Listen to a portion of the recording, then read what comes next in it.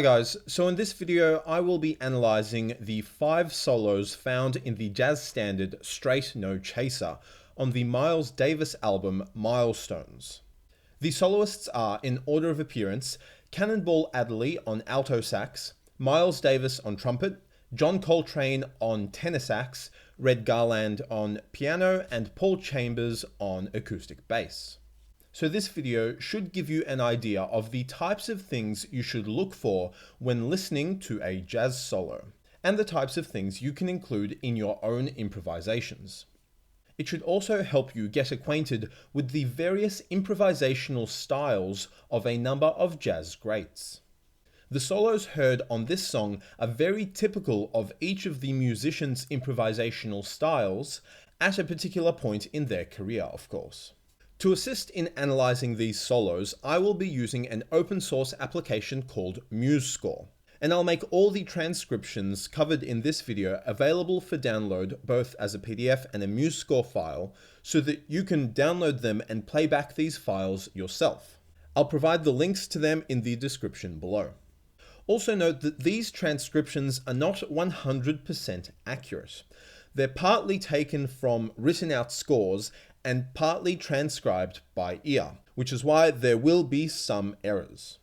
But it's accurate enough for our purposes. Also note that all instrument notation will be using concert pitch so that it's easier to read and compare. Now, if you've watched some of my other videos, you'll know that each of the 12 notes in an octave can be categorized as either a chord tone, an available tension, or an avoid note. Chord tones are the notes of a chord, so they sound quite nice and consonant when played over that chord, right? By definition, because you're just repeating the notes of the chord. Available tensions are not chord tones, so they create a little bit of dissonance, but they still sound quite nice when played over a chord and sound a little bit jazzy. And avoid notes are notes that are not chord tones or available tensions, and they sound really dissonant and unpleasant when played over a chord. So examples of the 3 main chord types are shown here: major 7, minor 7, and dominant 7.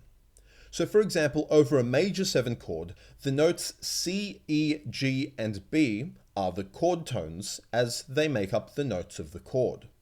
D, F sharp, and A are available tensions, and the rest are avoid notes. Now, of course, in reality, this is actually a little bit more complex, but let's just take this as given for the purposes of this video.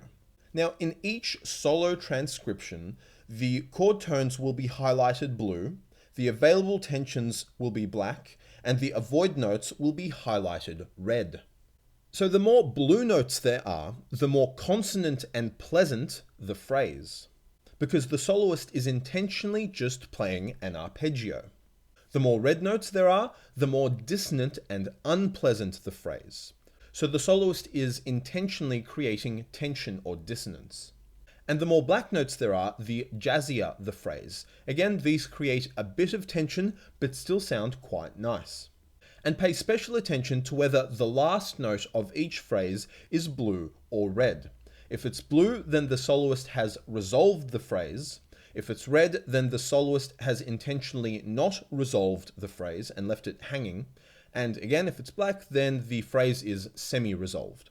But for this video, you don't really need to know all the theory. In short, blue notes sound good, black notes sound jazzy, and red notes sound bad. Indeed, when analysing the solos, we could consider the red and black notes simply as passing notes on our way to blue notes. Now again, because of the sheer number of notes that we'll be covering, there may be a couple of mistakes, so forgive me in advance. Now, the difficulty in analysing solos like this is that chords change each time you repeat the form. Straight No Chaser is a 12-bar blues in F. But the rhythm section don't just play the standard 12-bar blues chords over and over again. They constantly change the harmony by using chord substitutions. So if you are being a pedant or a purist, you would say that you cannot analyze the improvisation without also analyzing the harmony. Now, we are not going to do that here because it's just too complex for a YouTube video. Instead, we are going to assume that the rhythm section plays the exact same chords each time they cycle through the 12-bar blues. And these chords are currently shown on the screen. So it's a jazz blues progression because there are a couple 2/5s substituted in there in place of the standard 1/4/5 based blues progression. Now, this also isn't going to be a note-by-note analysis. I don't want this video to be 4 hours long. It'll already be long enough. Instead, we're just going to go through each of the solos relatively quickly, and I'll point out some of the interesting features or ideas that the soloists are using. But if you have the time and the inclination, feel free to download the transcription, sit down and work out every single scale and note and arpeggio that's being used. So this won't be an exhaustive list of every single idea and scale that the soloist used. We will unfortunately have to skip some in the interests of time. Now, as I go through it, I'll play 12 bars at a time, so one full cycle of the form, and then pause to briefly discuss what's being played and what the soloist was thinking or trying to do. Now, while we're doing this, look for the following techniques. Firstly, barline shift or anticipation, which is where the soloist anticipates the next chord by playing it a few beats early. Superimposition, where the soloist plays a different unrelated chord on top of the harmony. Quoting, where the soloist uses melodies from other songs. Rhythmic patterns, so where the soloist plays the same or similar rhythms. Melodic contour patterns, so whether the soloist is playing ascending or descending. Repetition, sequences, both rhythmic and melodic sequences. Scalar runs, arpeggios. Motivic development, which is where a soloist plays a motif and then plays it again, but with a little bit of variation. And side slipping, which is where the soloist plays a phrase and then plays the exact same phrase or a very similar phrase a semitone away. Okay, so let's start with the head so that you know what the actual melody sounds like.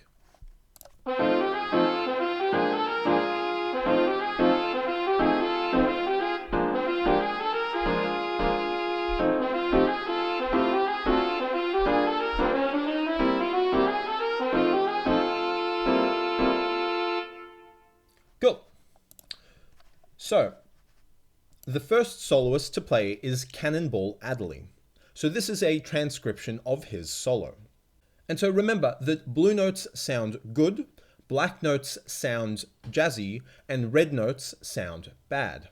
As you can see here, there are plenty of red notes, which is perfectly fine. You're allowed to play avoid notes, dissonant notes. You're allowed to play red notes in your solo. Just generally, they should be pretty quick so that you move through them as passing notes and you don't overemphasize them. Okay, so let's begin with the first 12 bars of his solo.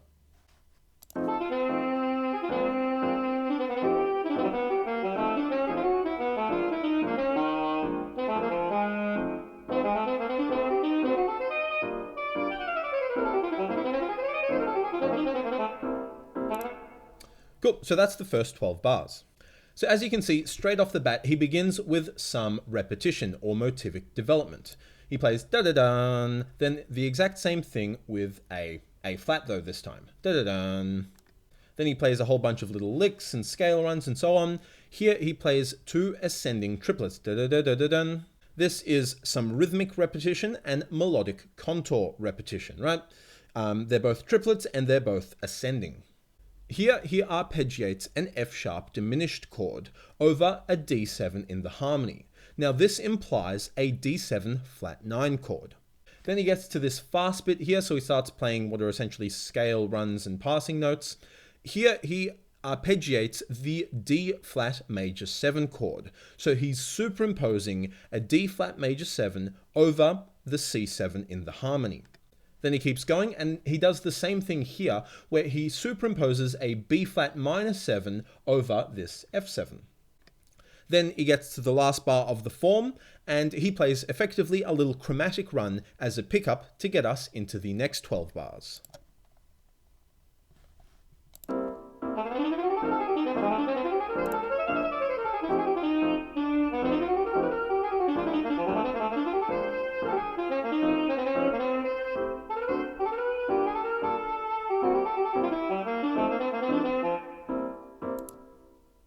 So again, after this little chromatic run, he's back into playing a scale run effectively and passing notes.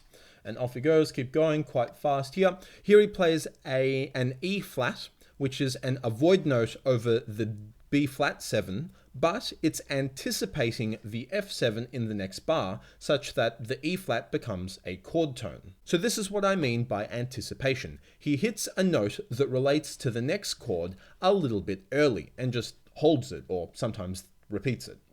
Then he keeps going. Here he has a bit of repetition or plays a small sequence, so it's just the same phrase a step lower effectively. Da-run, da-run. And keeps going, and here are those ascending triplets again. Da-da-da-da-da-dun. Very much like we saw up around here. And he gets to the end of the 12-bar section again. All right, next 12 bars.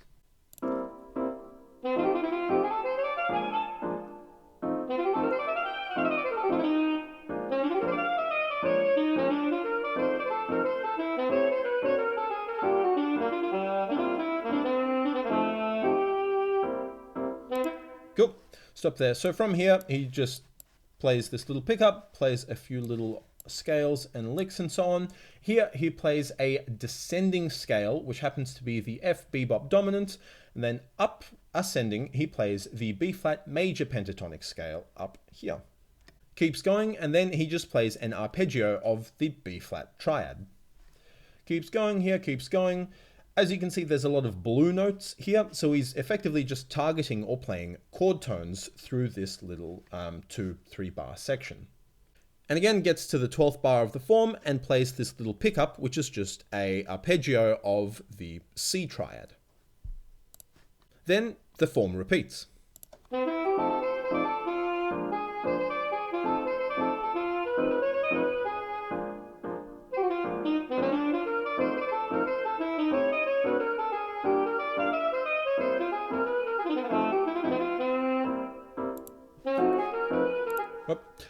So after this little pickup, he starts playing this phrase here and repeats it a few times. Now this is actually quite a well-known phrase taken from Now's the Time, which is a jazz standard by Charlie Parker. So if you have a listen to that song, you'll hear this exact phrase played by Charlie Parker. So he plays it, and that becomes his motif. Then he plays it again, but he changes it slightly, right? He's altered the rhythm a bit. Plays it again, and then he plays it one more time, but this time he shifts the phrase up a semitone. So he's effectively doing some side slipping. Now the intervals don't quite add up, so it's not perfect side slipping, but that's effectively what he's doing. He's just playing the same phrase a semitone out. Then he keeps going here, plays a B flat triad arpeggio again, keeps going, so on, a little G minor 7 arpeggio, plays a little blues scale lick here, using F blues scale over the C7, and then finishes off the form again. Cool, now we're into the last 12 bar section. It goes as follows.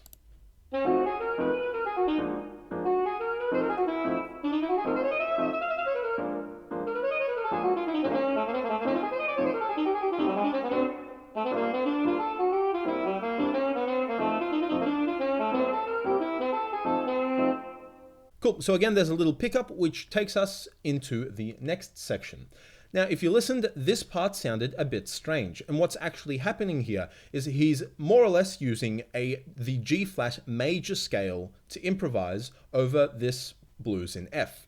So it's effectively side-slipping just on a macro level. So instead of using F major, he's using G-flat major, a semitone away. And that creates quite a bit of dissonance because there's a lot of really off notes, wrong notes, avoid notes. It just sounds like you're off key. And he's doing that in order to create some tension, right? By playing a semitone away from the actual key that the harmony's in, you're going to be playing a lot of wrong notes. It's going to sound really dissonant, and you're going to create a lot of tension, which you can then resolve later down here. So he plays a little phrase in G flat major, then plays a very similar phrase, again ascending, descending, and again, keeps going using that G-flat major. So he's really milking this idea of playing one semitone out of key. Here he arpeggiates the D-flat major 7 chord over an F7 chord, which is implying an F7 sharp 9 flat 13 if you work out all the notes in relation to the chord.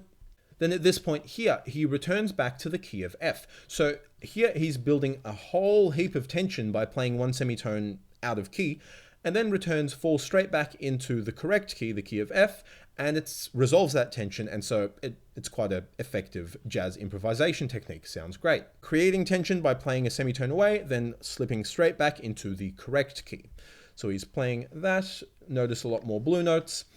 Plays a little blues lick here, and then he finishes with a closing phrase. And the closing phrase goes da da da dun, right? A, G sharp, A, C.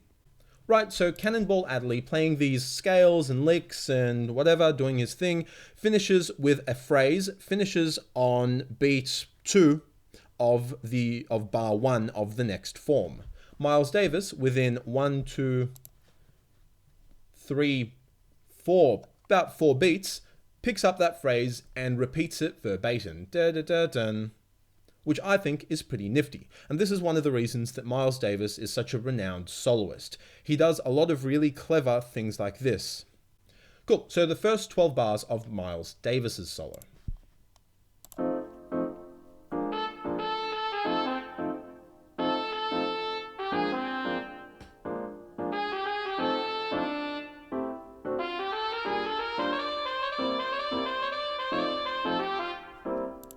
Cool, so as you can see, it's already much slower paced, and just looking around the screen, you can see that it's mostly just 8th notes, there are no 16th notes. So he starts with that closing phrase that he stole from Cannonball Adderley as his opening phrase, and uses it as a motif to effectively play again, but changing it slightly, bum, bum, ba, ba, bum, and then keeps going, varies that motif even further, ba, ba, ba, ba, ba, bum. So the motif, or the contour, is essentially you're staying relatively flat and down, relatively flat and down, relatively flat and down. But he's using different notes and different little patterns here. Then he plays some 8th notes, da da da da da da da da, which is a little rhythmic sequence. And then he's just got some repetition in there where he's just effectively emphasizing that D, the note D. Cool, and then there's a little pickup right before the next form, and he's hitting the F and the B, which are both avoid notes over the C7, but again, they're anticipating the F7 in the next bar.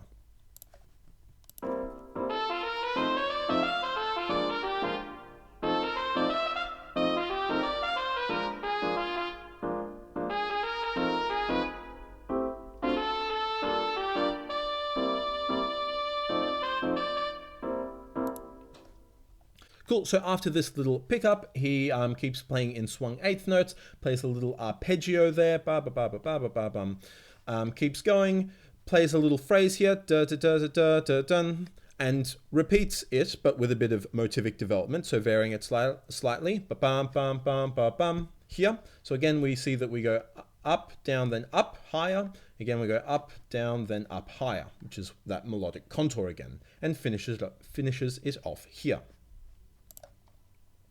Cool, on to the next 12 bars.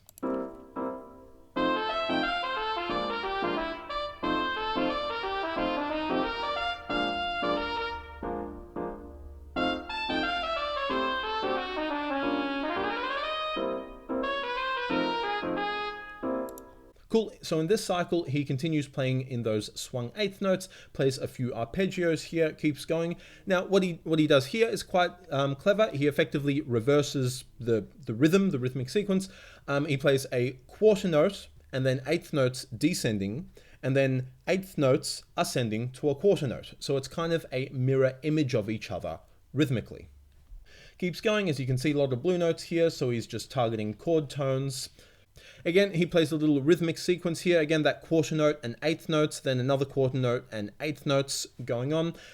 Plays a little chromatic run up here, keeps going, hits a couple of void notes to create some tension, and then finishes with another pickup, anticipating the F7 chord.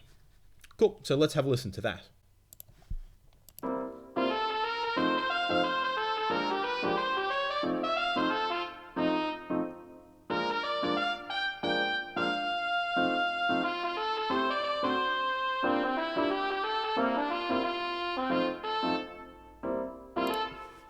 Cool, so this is Miles Davis being quite clever again. So remember that this song is a 12-bar blues. So he plays a very widely used blues cliche. Bum ba ba ba ba ba ba ba ba ba ba ba ba ba ba bum. Right, but varying it slightly to make it a bit more interesting. And here he plays a simple chromatic cliche, where the bottom note stays the same and the top one moves up chromatically. B flat, B, C, C sharp, D.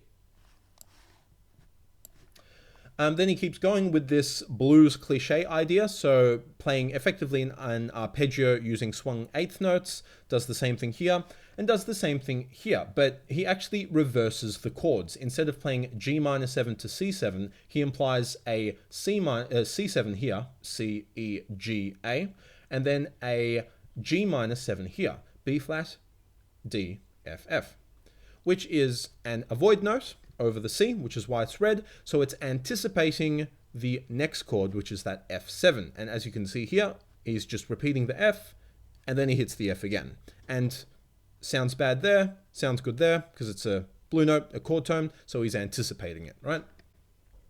Cool, now on to the next 12-bar section.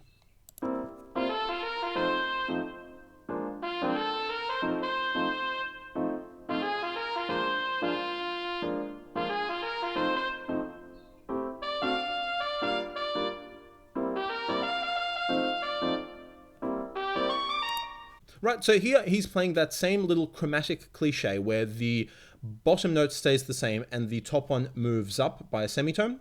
And he's also quoting When the Saints Go Marching In.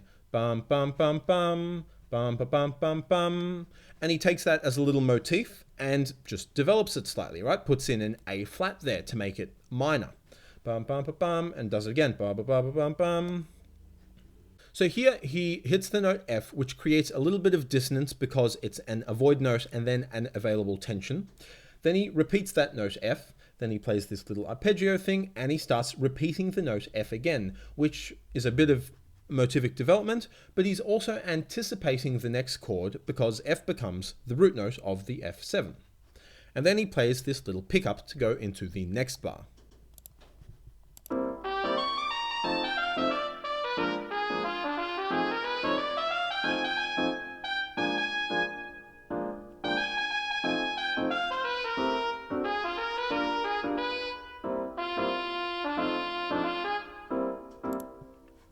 Cool, so after this little pickup, he plays effectively a little scale run down. Here, he creates a bit of tension by playing the F whole half diminished scale over the F7, which is just a little scale run.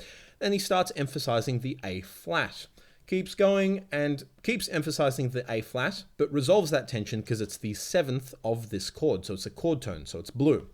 Right, keeps going, keeps emphasizing the A flat here, keeps emphasizing it, and then goes on and plays a few little skips and leaps and things of that nature, and starts hitting the F, again, an avoid note over the C7, so it sounds dissonant, but again, he's anticipating that F by repeating it here, which becomes the root, keeps going, and then we've got the next little pickup.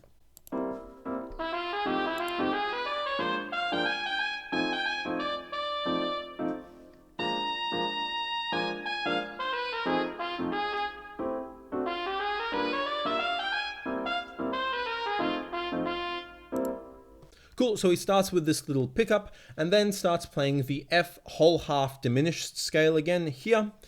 Keeps going, plays a little phrase, repeats the little phrase, ba ba bum, keeps going. Then plays this F whole half diminished scale again here, all the way up there. And then resolves that tension that he was creating with that diminished scale by just sitting on the root note there. The blue note's there, the root of F7 being F. Then he plays a little pickup again.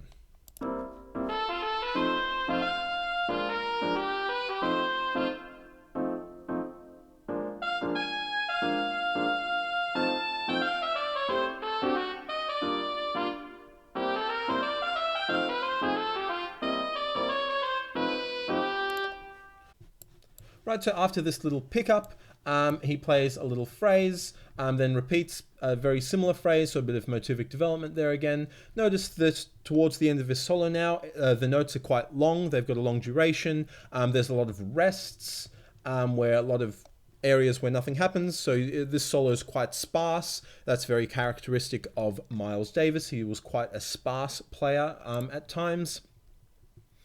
So he keeps going, plays up here. Here he just arpeggiates the F triad, but he splits it up with these other notes. But you see the blue notes, every second note is a blue note. Then he just plays a little chromatic descent and finishes on the 9th of the chord, the G over a F7. So as you can see, this solo is really well thought out. It's quite logically structured, which again is one of the reasons why Miles Davis is considered such a great improviser. He creates motifs and then develops those motifs. He quotes melodies from other songs and then uses that as a motif. He uses similar ideas and uses similar phrases throughout the solo, such that he plays this little chromatic cliche here, and then we see a very similar chromatic cliche here, and he uses that as a motif, so it keeps appearing here and here, right? So linking the various phrases in his solo throughout his entire solo like this, by referring back to them or repeating them or doing other interesting things with them, creates a really logical, structured solo, which is one of the reasons he's one of the great improvisers in jazz. His solos are always logically structured, and each phrase seems to follow the previous one in some kind of understandable, logical manner. Cool. Next, we have the Coltrane solo. So if you're looking to create contrast in your performance, having a Miles Davis solo followed by a John Coltrane solo is a good way to do it.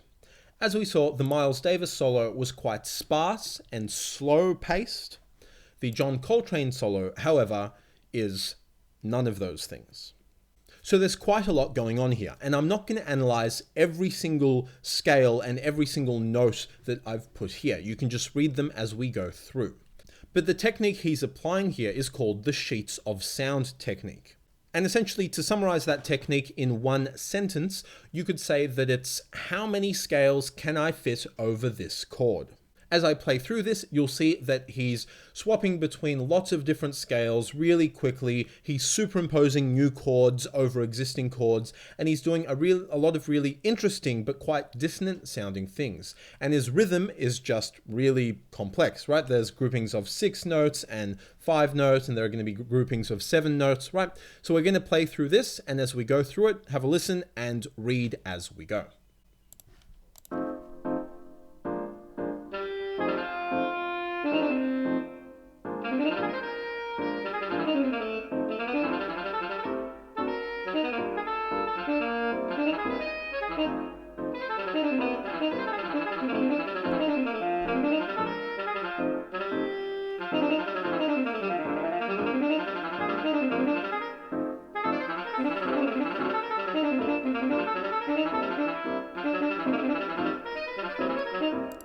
Good, let's stop there for a second. So as you can see, the exact opposite of Miles Davis. He starts with a little phrase here and then repeats that phrase, but a little bit lower, so he creates a sequence. Then he starts with his scale runs. So he starts with B flat mixolydian.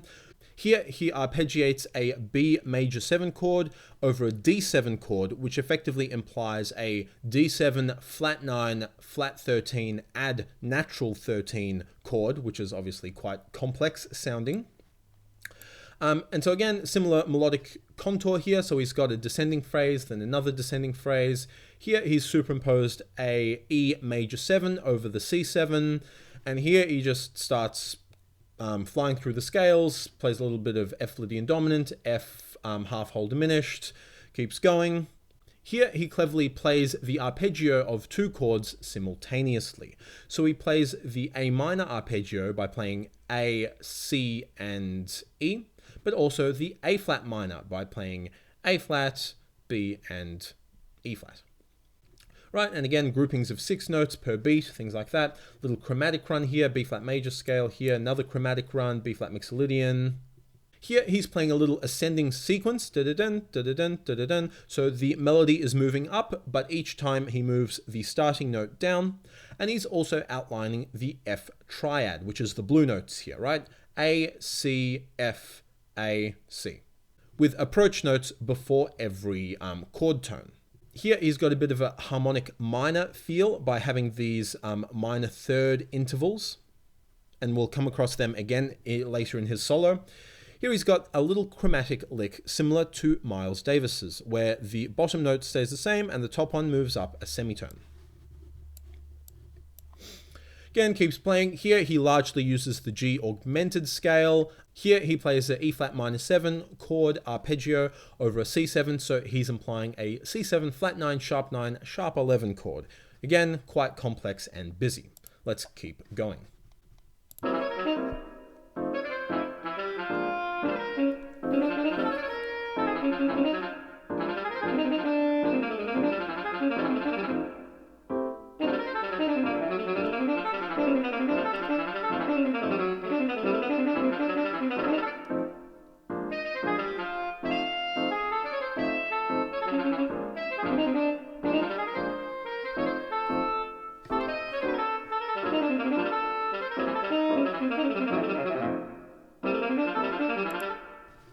Cool, let's have a look at that. So again, I'm not going to go over this in a heap of detail, but you see that he's superimposing more chords. He's using a heap of different scale runs really quickly. He's played an arpeggio sequence here, so he plays an A minor 7 followed by a G minor 7 arpeggio. Again, D mixolydian flat 6, which is G melodic minor, G melodic minor, G natural minor, chromatic scale, right? So he's just layering scale on top of scale on top of scale, which is giving you that sheets of sound effect. Here, interestingly, he plays a G harmonic minor over an F7 and superimposes an F minor 7 over this B flat 7. Again, here he's superimposed a G flat minor 7, which is implying an F7 flat 9 flat 13. Here he's superimposed an F minor major 7, implying a B flat 9 sharp 11 chord. Here he's playing the B flat mixolydian. So you see there's quite a lot going on. Again, he's playing that G harmonic minor, G natural minor. This is just a really long C half whole diminished scale lick, which he uses a lot in lots of different songs. This is one of his favorite licks. Keeps going, superimposes a G minor 7. Let's keep going.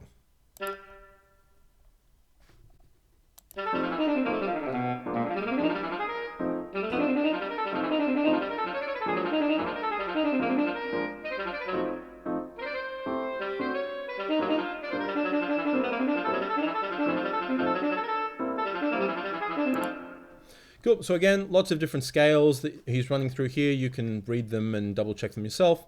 Here he plays a bit of side slipping, so he plays a little phrase going down, and then a phrase, the same phrase, a semitone lower. Keeps going, bit of a rest there, slower pace. A little chromatic lick here again, where the bottom note's the same and the top note moves down by semitone. Keeps going, playing his scales, so on, until he gets to the next cycle.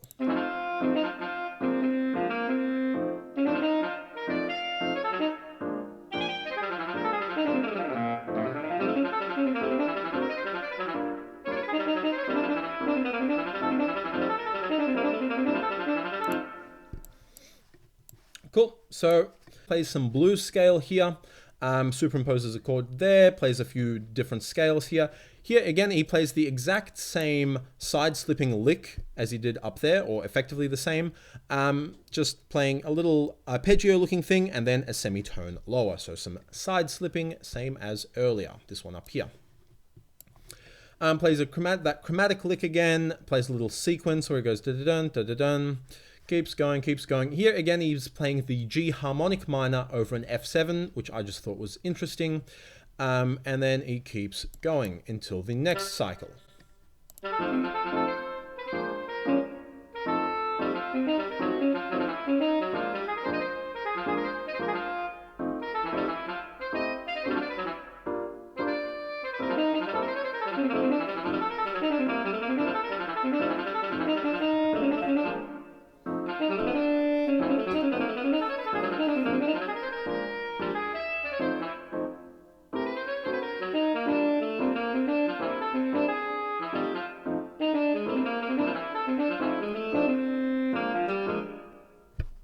Cool. So on this last page here, you see he Starts with a bit of an arpeggio lick, really, plays a little phrase, bit of side slipping, plays the same phrase a step lower, superimposes a C minor 7 chord, keeps going, plays some scales, follows a similar melodic contour, up, down, keeps going, plays again similar contour where it's just descending phrases, so there's a bit of repetition. Again, the phrases are somewhat logically linked, though probably not as much as the Miles Davis solo. Again, C Dorian flat 2 mode, which is B flat melodic minor here. Again, he plays that G harmonic minor over the F7, so that's come up a few times. C mixolydian, F bebop dominant, superimposes that chord here, implying a B flat 7 sharp 9. Keeps going, superimposes an F sharp minor 7, plays B flat mixolydian flat 6, which is E melodic minor. And then towards the end, he slows down his rhythm. So this breakneck lightning speed all the way through the solo, he sort of calms down towards the end and plays at a more reasonable pace. Here, he's also largely just targeting the chord tones, right? So for the vast majority of the solo, really fast, really dissonant, odd groupings of notes, a lot of superimposition and dissonant scales and swapping between scales, really complex, interesting stuff. And then to finish it, it's effectively resolving all that tension that he's been creating for the last few minutes and just targets some chord tones at a slower pace. And again, he goes ba ba ba bum, ba ba ba bum, has that similar melodic contour there. This solo is then followed by Red Garland on piano, whose solo actually begins on the F7, so overlaps with the last 2 bars of Coltrane's solo.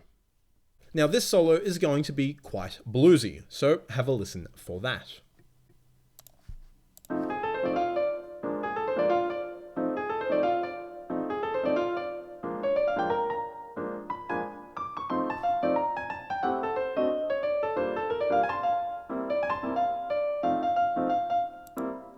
Cool, so obviously starts with a blues lick and then just repeats it. Keeps going, very, very bluesy, another little blues lick there, some repetition, and ends on the tonic, on the F, so nice and resolved. But as you can see, very, very bluesy, much bluesier than the earlier players.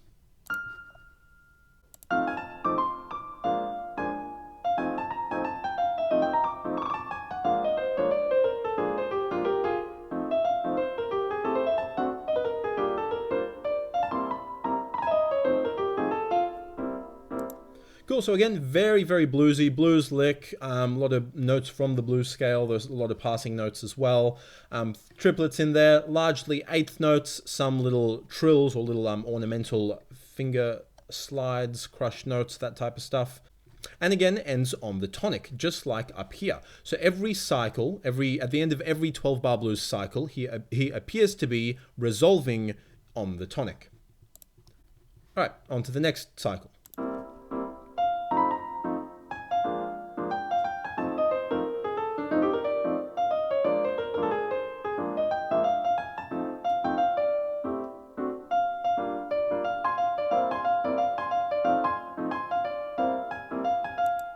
Cool, so he starts on the F, which is an avoid note over the C7, but he's anticipating the next chord, F. Then he just plays a blues scale lick here, or run. Keeps going, again, it's all, as you hear, very, very bluesy. Plays a very well-known blues lick here, then repeats it a few times, and reverses it kind of here, and again, ends on the tonic here, just over the C7.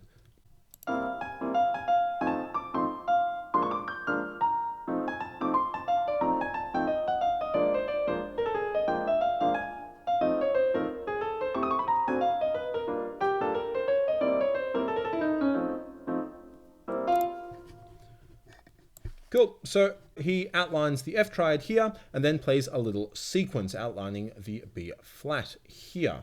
Keeps going with his eighth notes, keeps going, plays a little blues scale, mostly blues scale lick there, ends on the 13th this time, so creates a bit of tension, but hits the F there.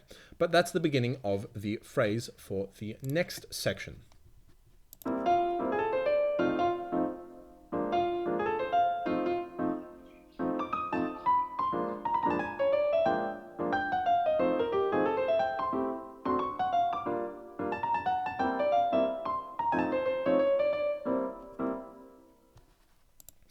Cool, so as you can see there, plays a little phrase, a little blues lick anticipating the F, does a bit of repetition, plays the same thing. Keeps going, some nice little lines there, and finishes on the 13th here. Again, finishing with a bit of tension, so not resolving that tension. Then finally, the last solo is Paul Chambers on acoustic bass. Cool, so as you can see already, without me even playing the solo, is that he's largely using eighth notes, and that there are a lot of blue notes. So he's largely just playing arpeggios or targeting chord tones. So now let's have a listen and note that we are now in the bass clef.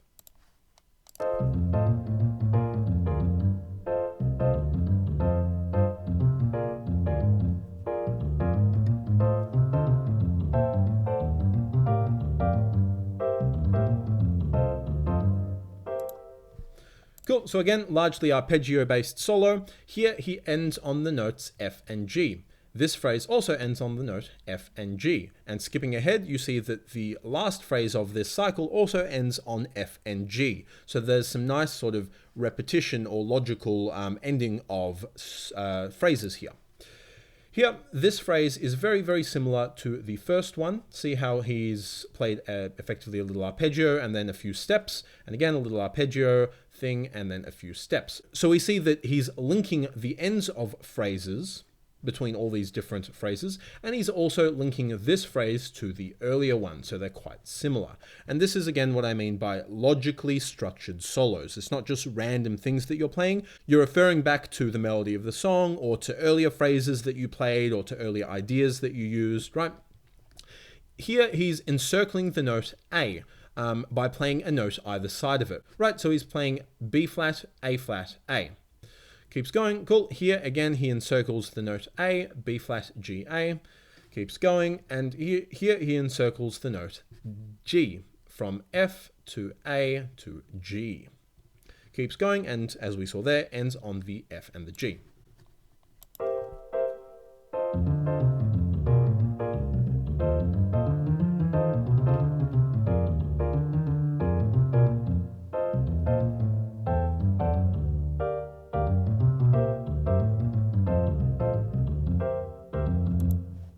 Cool, so again, largely arpeggio-based soloing, encircles the B flat there, keeps going, plays his eighth note, little triplet there, plays a little rhythmic sequence here, the eighth note and then chord note, eighth note, chord note, keeps going, superimposes a C7 here, and keeps going, just largely arpeggios here, all blue notes.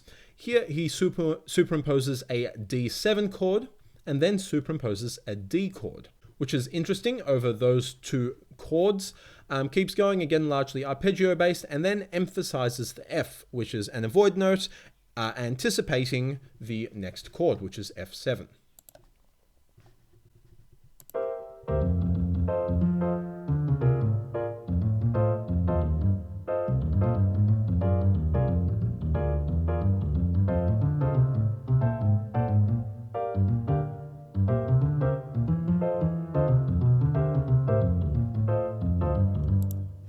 Cool, so again, as you see here, all very arpeggio-based, a lot of blue notes. Here he's superimposed a C-7 chord, keeps going.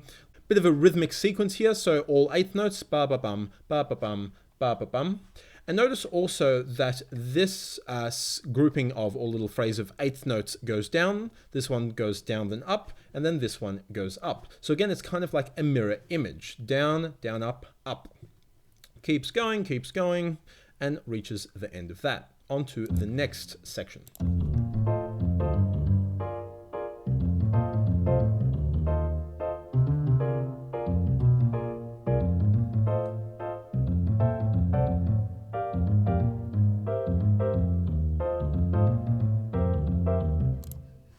Cool, so here, again, he's playing largely arpeggio-looking things, hitting a lot of blue notes. Then he plays a little phrase, which is going to become a motif. So, ba-ba-bum, 3 eighth notes, holding it, then 4 eighth notes, hold it, then 5 eighth notes, then hold it, right? So he's adding a note each time and just descending a little bit. Then he keeps going with these blue arpeggio looking things. Plays a little phrase using the F blues scale and finishes that off. And then the final 12-bar section.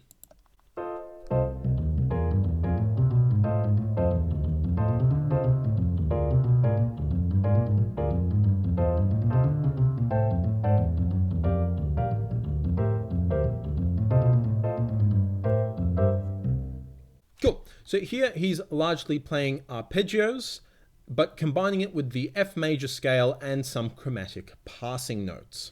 Interestingly here, he's also reversed the melodic contour, which is quite clever. From this bar, it goes up, down, and then on the next bar, it goes down, up.